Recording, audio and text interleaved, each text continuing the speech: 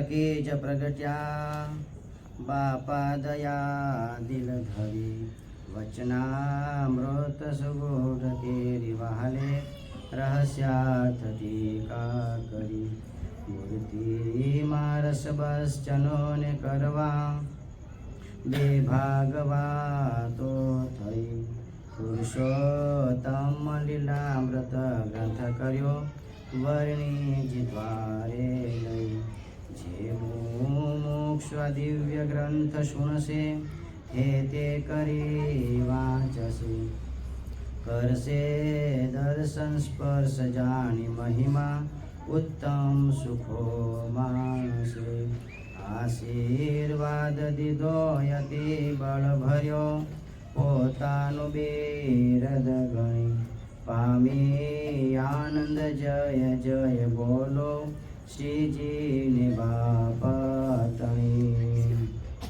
શ્રી અક્ષરધામ અધિપતિ શ્રી સ્વામિનારાયણ બાપ ભગવતે નમો નમઃ શ્રી ઘનશ્યામ મહારાજાય નમો નમઃ श्री हरि कृष्ण महाराजाय नमो नमः सहजानंद स्वामी महाराजाय नमो नमः बापा श्री भगवते नमो नमः सद्गुरु श्री नमो नमः श्री स्वामीनारायण आचार्य प्रवर धर्म धुरंधर सनातन धर्म सम्राट परम कल्याणकारी जीवन प्राण स्वामी बापा भगवते नमो नमः।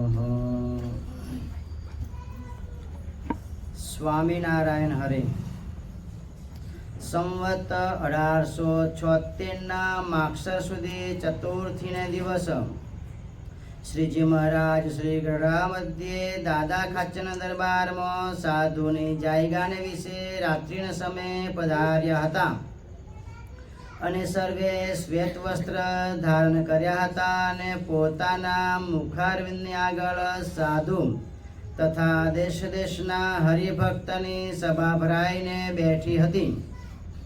પછી શ્રીજી મહારાજે પ્રશ્ન પૂછ્યો જે સર્વે સાધનમાં કયું સાધન કઠણ છે? ત્યારે સર્વે બ્રહ્મચારી સાધુ તથા ગૃહસ્થ તેમને પોતાની સમજણ પ્રમાણે ઉત્તર કર્યો પણ થયો નહીં। પછી શ્રીજી મહારાજ બોલ્યા જે લ્યો અમે ઉત્તર કરીએ છીએ ભગવાનના સ્વરૂપમાં મનની અખંડ વૃત્તિ રાખવી તેથી કોઈ સાધન કઠણ નથી અને જે મનુષ્યના મનની વૃત્તિ ભગવાનના સ્વરૂપમાં અખંડ રહે છે તેને તેથી બીજી અધિક પ્રાપ્તિ શાસ્ત્રમાં કહી નથી। કાં જે ભગવાનની મૂર્તિ છે તે તો ચિંતામણી તુલ્ય છે। જેમ ચિંતામણી કોઈ પુરુષના હાથમાં હોય તે પુરુષ જે જે પદાર્થને ચિંતવે તે પ્રાપ્ત થાય છે તે ભગવાનની મૂર્તિની વિશે જેના મનની અખંડ વૃત્તિ રહે છે તે તો જીવ ઈશ્વર માયા અને બ્રહ્મ એમના સ્વરૂપને જો જીવ જોવાની ઈચ્છે તો તત્કાળ દેખે છે તથા વૈકુંઠ ગોલોક બ્રહ્મહોર એ આદિ જે ભગવાનના ધામ છે તેને પણ દેખે છે। માટે ભગવાનના સ્વરૂપમાં અખંડ વૃત્તિ રાખવી તેથી કોઈ કઠણ સાધન પણ નથી ને તેથી કોઈ મોટી પ્રાપ્તિ પણ નથી।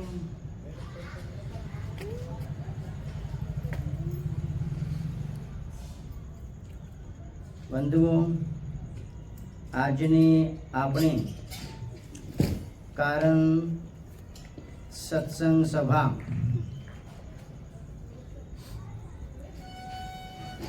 આજની આ સભાના જે યજમાન છે બસ આ સભાના યજમાન છે જયશ્રીબેન પરેશભાઈ પાઠક। એમનું નિમિત્ત છે આમ તારીખ પ્રમાણે બધા બર્થડે ઉજવતા હોય છે પરંતુ એમના જે ધર્મપત્ની છે એમને એવું થયું કે માક્ષર સુદ ચોથ વચનામૃત જયંતિ છે અને એમનો બર્થડે તિથિ પ્રમાણે માગસર સુદ 5મ. તો એમને એવી ઈચ્છા થઈ કે મારો બર્થડે તિથિ પ્રમાણે ઉજવવો છે. તો એમને 5મ એમનો બર્થડે હતો. તો કે નિકોલમાં સભા ગુરુવારની કારણ સત્સંગ થાય છે, તો એની અંદર મારો બર્થડે ઉજવાય. એટલે એમનો બર્થડે નિમિત્તે આ સભાના યજમાન થયા છે. અને બીજા એમના પરિવાર એવી પ્રાર્થનાઓ કરાવે છે કે એમની સુપુત્રી વૈદેહી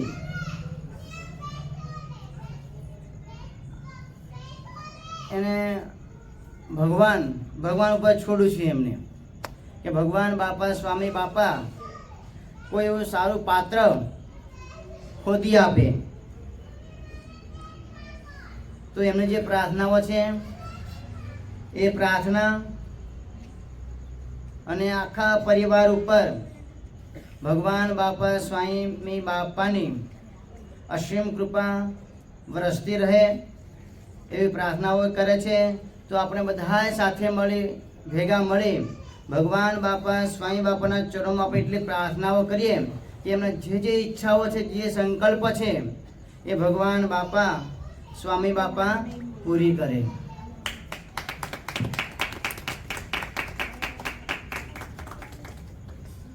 બંધુઓ, અત્યારે આપણે વચનામૃત વાંચ્યું. ગઢડા પ્રથમનું પહેલું વચનામૃત. આ વચનામૃત બધાએ સાંભળ્યું હશે, બધાએ વાંચ્યું પણ હશે અને કેટલાએ કંઠસ્થ પણ કર્યું હશે.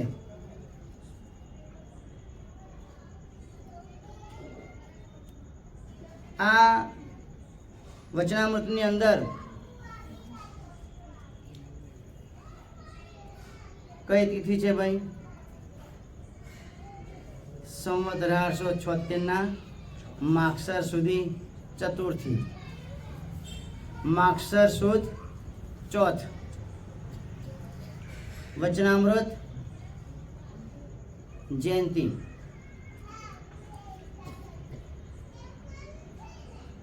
માગસર સુદ ચોથને દિવસે વચનામૃતની પ્રાગટ્ય થયું છે, એમનો જન્મ થયો છે. બધું આપણે દરેક વચનામૃત તો આપણે ખોલીએ તો શરૂઆતમાં જ વર્ણન આવે કે ભગવાન કયા ગામમાં વિરાજમાન છે, ભગવાન કયા સમયે વિરાજમાન છે, ભગવાને કેવા વસ્ત્રો ધારણ કર્યા છે. આ બધો ઉલ્લેખ આવે છે.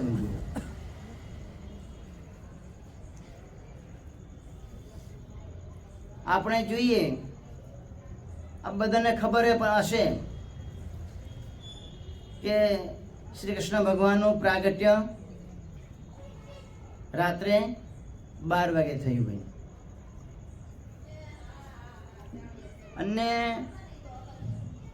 રામચંદ્રજી ભગવાનનું પ્રાગટ્ય બપોરે 12 વાગે થયું.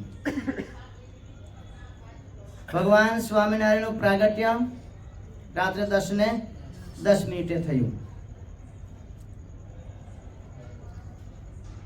વચનામૃતનું પ્રાગટ્ય સાધુની જાયગાના વિશે રાત્રિને સમયે થયું. માણસનો જન્મ કોઈ નક્કી નથી ભાઈ ક્યાં થાય. ઘરે થાય કે પછી હોસ્પિટલમાં થાય?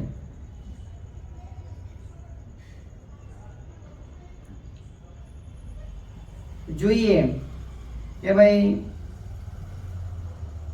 રામચંદ્રજીનું પ્રાગટ્ય મહેલમાં થયું, કૃષ્ણ ભગવાનનું પ્રાગટ્ય જેલમાં થયું, ભગવાન સ્વામિનારાયણનું પ્રાગટ્ય એક નાનકડું ગામડું ચપૈયા ધર્મ ભક્તિને ઘરે થયું, વચનામૃતનું પ્રાગટ્ય સાધુની જાયગાને વિશે રાત્રિને સમય, માક્ષર મહિનો, સર્વશ્રેષ્ઠ જો માસ હોય ને તો એ છે માક્ષર માસ છે. શ્રી કૃષ્ણ ભગવાન ગીતામાં કહે છે કે 12 મહિનામાં જે માક્ષર માસ આવે છે ને એ હું છું. પ્રભુ પ્રાપ્તિનો એ મહિનો છે. અંધુ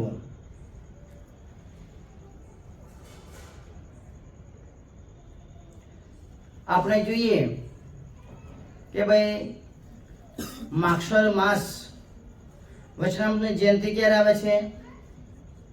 માક્ષર મહિનામાં આવે છે. ભગવદ ગીતા ગીતા જયંતિ ક્યારે આવે? માક્ષર મહિનામાં આવે છે. સ્વામિનારાયણ મહામંત્ર એ પણ કયા મહિનામાં આવે છે? માક્ષર મહિનામાં. માક્ષર વદ એકાદશી વ્રત. ભગવાને જે 8 શાસ્ત્રો જે માન્ય કર્યા, ભગવદ ગીતા એ માક્ષર મહિનામાં, અને વિષ્ણુ સહસ્ત્ર નામ એ પણ માક્ષર મહિનામાં. માક્ષર મહિનાની આ દેન છે. એટલે આ જે વચનામૃત છે માક્ષર મહિનાનું છે.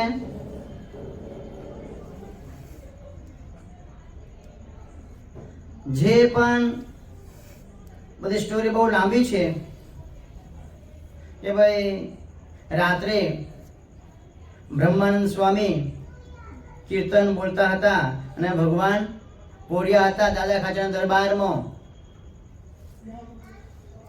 અને રાત્રિના 11 સાડા 11 નો સમય થયો હશે,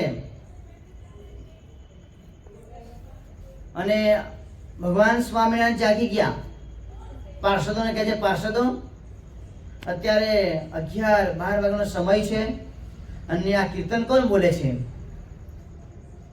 બધા પાર્ષદો તપાસ કરી કે ભાઈ ભગવાને કીધું બ્રહ્માનંદ સ્વામી કીર્તન બોલતા હશે.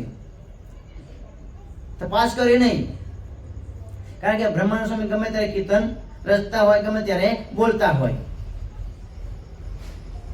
ભગવાન કે તમે તપાસ કરી છે? કે પાર્ષદો કે ના, અમે અનુમાન કરીએ છીએ બ્રહ્માનંદ સ્વામી હોઈ શકે. ભગવાન સ્વામીને કહે છે એમ નહીં, તમે જાઓ પચ્છમ ગામના દિવસે ભગતને કીધું કે તમે જાઓ સંતના ઉતારામાં, તમે જાઓ અને તપાસ કરો કે કીર્તન કોણ બોલે છે. પચ્છમ ગામના દિવસે ભગત સંતોના ઉતારામાં ગયા. અમુક સંતો સુતેલા છે, સંતને જગાડ્યા, કીધું કે સ્વામી કીર્તન કોણ બોલે છે? સ્વામી કે બ્રહ્માનંદ સ્વામી કીર્તન બોલતા હશે. ઉપર છેલ્લી વાત સાંભળી દેવસિંહ ભગત પાછા આવ્યા. મહારાજને કહે છે, મહારાજ બ્રહ્માનંદ સ્વામી કીર્તન બોલે છે. મહારાજ કે નહીં, નક્કી કરવા માટે મારે જવું પડશે. હવે તમે બધા ઉડતી વાત સાંભળી અને તમે બધા મને કહો છો, પણ એમ નહીં, આજે મારે નક્કી કરવું છે કીર્તન કોણ બોલે છે. ભગવાન કેટલાક સંતો, પાર્ષદો, કેટલાક હરિભક્તો ભગવાનની સાથે સાથે ગયા, સંતના ઉતારામાં ગયા, અને એક ખૂણામાં બેસી અને મુક્તાનંદ સ્વામી કીર્તન બોલે છે. મુક્તાનંદ સ્વામી ખબર પડી કે ભગવાન સ્વામિનારાયણ પધારે છે, એટલે ઊભા થઈ અને ભગવાનનું સ્વાગત કર્યું. ભગવાનને માટે ચાકડો નાખ્યો, ભગવાનને બિરાજમાન કર્યા, ભગવાનનું હાર તોરા પૂજન અર્ચન કર્યું. ભગવાન કહે છે મુક્તાન સ્વામી તમે કીર્તન બોલો છો, આરામ ક્યારે કરશો? ત્યારે મુક્તાન સ્વામી કહે છે પ્રભુ બસ આપનું ભજન છે એ જ મારો આરામ છે.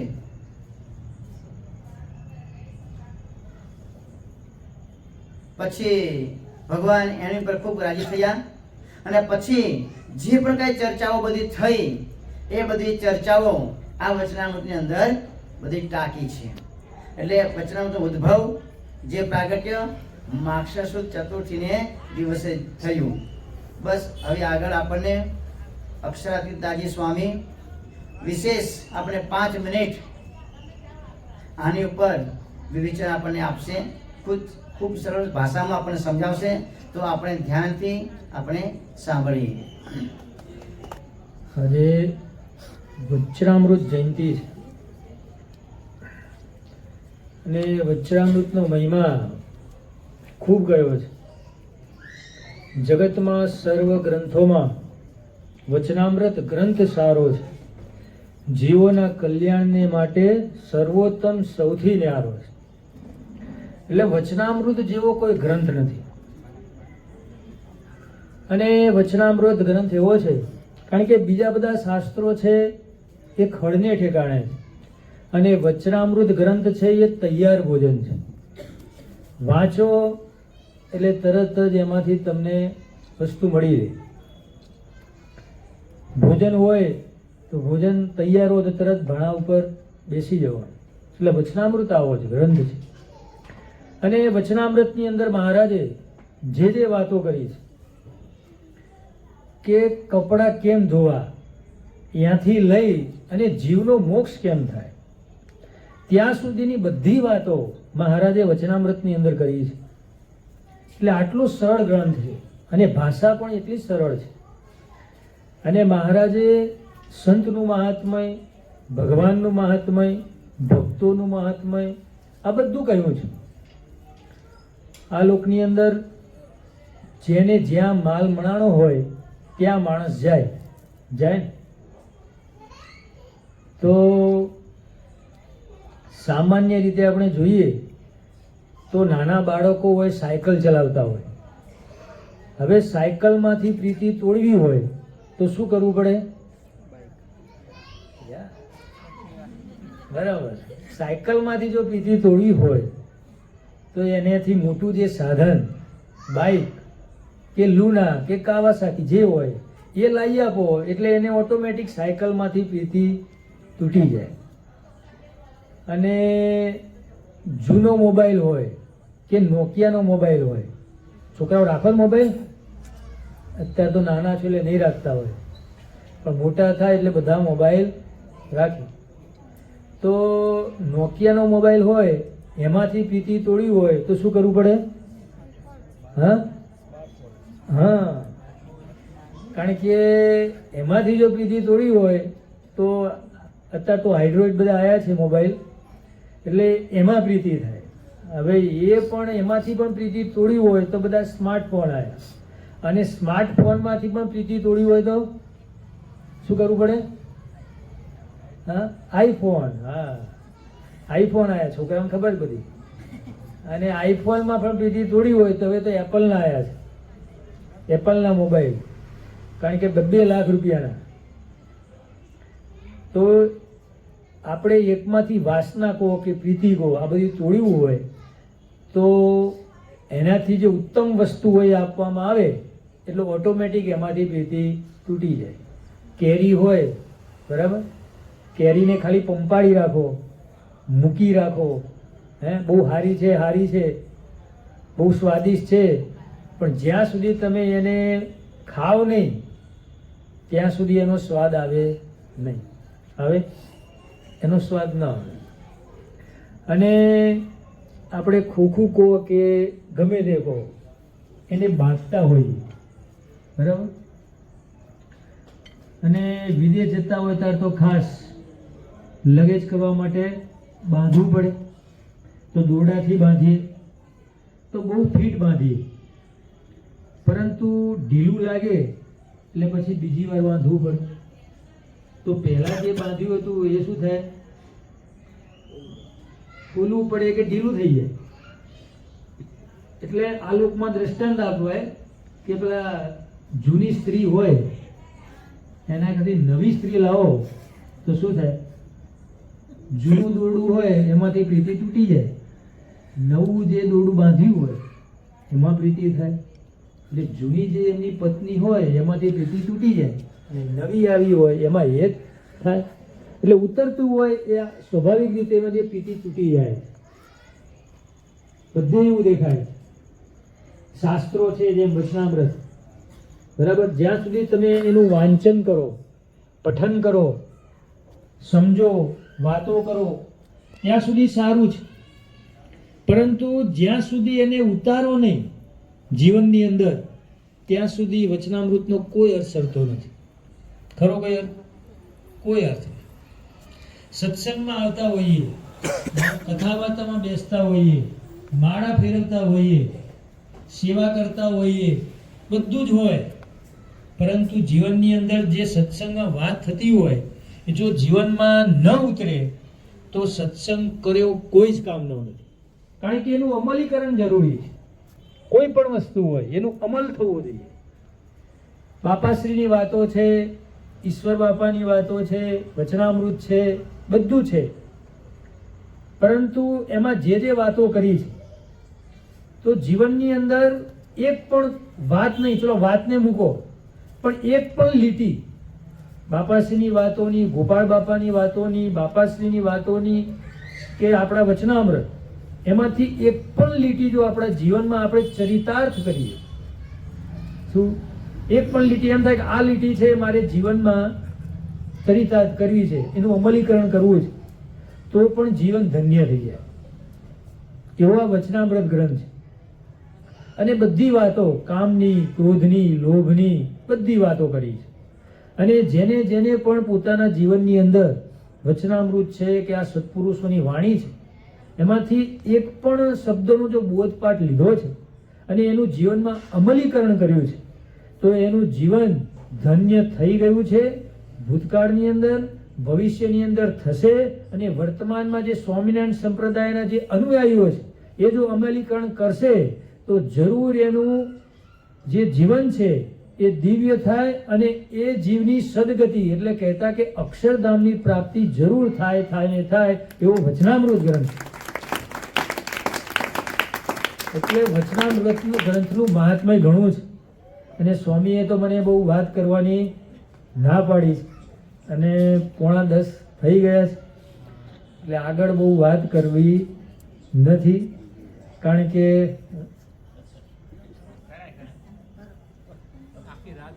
ના ના વાત તો બરાબર છે. એટલે વચનામૃત ગ્રંથ આવો છે અને ધ્યાન કરવું હોય, શું સત્સંગમાં આગળ વધવું હોય તો પણ વચનામૃત ગ્રંથ, અંતઃકરણના ઘાટ તાળવા હોય તો પણ વચનામૃત ગ્રંથ છે. અને વચનામૃત જેમ વાત કરી એમ કે બધા જે પ્રાગટ્ય ઘનશ્યામ મહારાજનું, શ્રી કૃષ્ણ ભગવાનનું, રામચંદ્રજીનું અને વચનામૃતનું જે પ્રાગટ્ય છે સંતોની જાયગાને વિશે થયું. તે પણ રાત્રિના સમયે કીર્તન ભક્તિ થતી હતી. અવાજ આવ્યો કે ક્યાં થાય છે, મહારાજ ત્યાં પધાર્યા અને પછી જે વાતો કરી મહારાજે એ બધી વાતો આ વચનામૃત ગ્રંથની અંદર છે.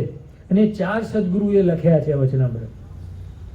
મુક્તાનંદ સ્વામી, નિત્યાનંદ સ્વામી, બ્રહ્માનંદ સ્વામી, ગોપાળાનંદ સ્વામી અને 5મા સુકાનંદ સ્વામી. એટલે 5 સદગુરુ. એમને આ બધા વચનામૃતો છે મહારાજ જ્યાં જ્યાં જે જે વાતો કરી એ બધી વાતો લખી છે. કારણ કે પહેલા તો કોમ્પ્યુટરનો જમાનો નહોતો અને આવા માઇકોય નહોતા, પરંતુ મહારાજ જ્યાં જ્યાં જે જે વાતો કરે એ બધી વાતો આ 5 સદગુરુએ લખી, પછી એને ટૂંકાણ કર્યું અને બધી રીતે પછી જાહેરમાં પ્રસિદ્ધ થઈ. તો ગઢડાનું વચનામૃત, લોયાનું વચનામૃત, સારંગપુરનું વચનામૃત, પંચાળાનું વચનામૃત, આ બધા વચનામૃતો છે. પરંતુ આ બધા વચનામૃતમાં મહારાજે જે જે વાતો કરી, અક્ષરધામની વાત કરી, જ્ઞાનની વાત કરી, મહિમાની વાત કરી, તો બધી વાતો છે એ વાતોને જીવનની અંદર કદાચ અંતકાળ આવે, કારણ કે બીજું બધું જ્ઞાન તો આપણામાં હોય નહીં. કારણ કે જેમ શરૂઆતનું પહેલું વચનામૃત વાંચ્યું કે ભગવાનના સ્વરૂપમાં મનની અખંડ વૃત્તિ રાખવી, તેથી કોઈ સાધન કઠણ નથી. તો હવે સારમાં સાર આ જ છે આખા વચનામૃતોને, કે મહારાજમાં વૃત્તિ કેમ રાખવી, પણ રહે છે? નથી રહેતી. પહેલો પ્રશ્ન કોઈની ન રહે, અમારી ન રહે, તમારી ન રહે. કારણ કે સામાન્ય રીતે એવું જોવામાં આવે છે કે પતિ પત્ની હોય તો એની પત્ની અને પતિને ગમે તેવું ધમકાવે, બોલે તો ખોટું નહીં લાગે. લાગે? નહીં લાગે. હવે એનો છોકરો હોય, નાનો હોય, બે શબ્દો કહી દે, આમ છે તેમ છે, ફલાણું છે, તમે આવા છો, છતાં પણ ખોટું નહીં લાગે.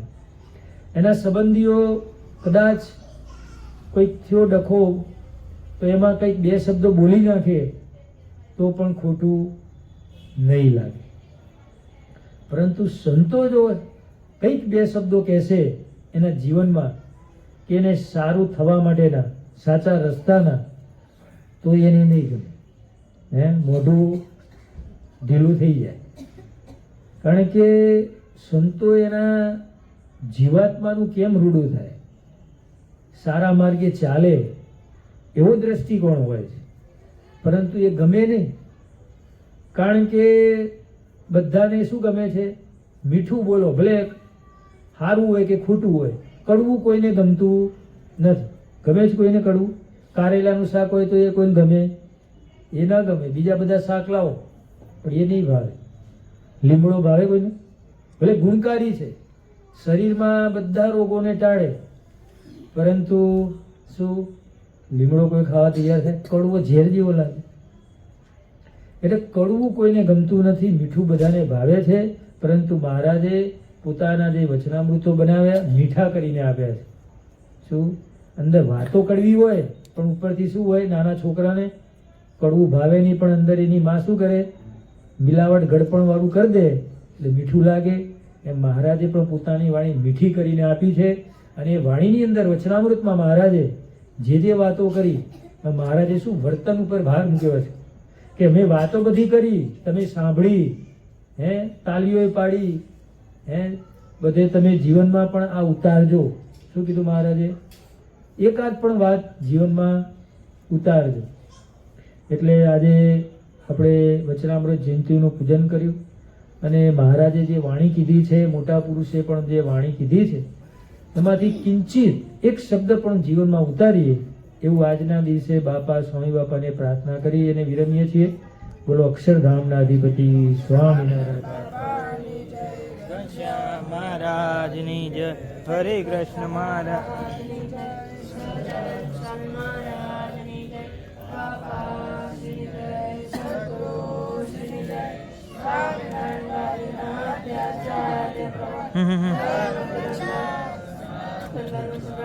પરમ કલ્યાણકારી જીવનમાં સ્વામી બાપા